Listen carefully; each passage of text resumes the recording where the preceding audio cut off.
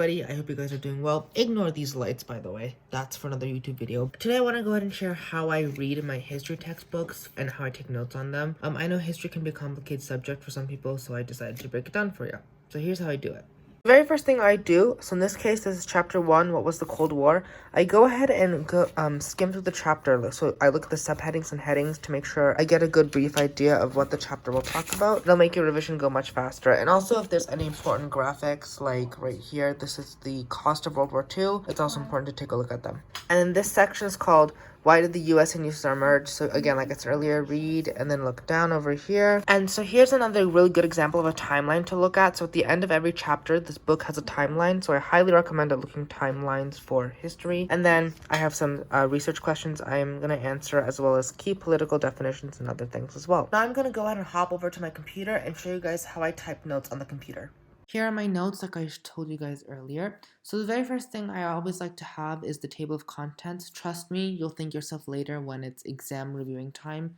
You can just easily look through the table of contents and find what you were looking for. The headings under heading 1, just because it's easier to look back at it. And then these headings are typically heading 2. And then these ones would be heading 3. So it matches the textbook. That way information is just super easy and to the point, so I can easily find it. Also, I highly recommend doing bullet points. Don't write full paragraphs when you're writing notes from your textbook. Otherwise, when you go back to review it, it'll be really long and really hard to understand. So simple bullet points with bolded words if you need to. I also recommend putting in graphs or tables like the one right here. It's really easy to understand information for me in tables, so it'll definitely help you out too. But yeah, so this is how I do it. And so essentially what I do is I take the paragraph I'm reading under this section, for example, under this first section. In each paragraph, I write one bullet point, 1 or 2, no more than 2. Otherwise, you're just gonna be copying from the textbook. It's not gonna work out that way. All right, everybody, I hope you enjoyed that brief explanation of how I write my history notes. I tried something new by sharing my screen this time instead of explaining it the other way, so I hope that helped. But I want to go ahead and say it's really important when writing your history notes to make sure that they're brief and not very detailed.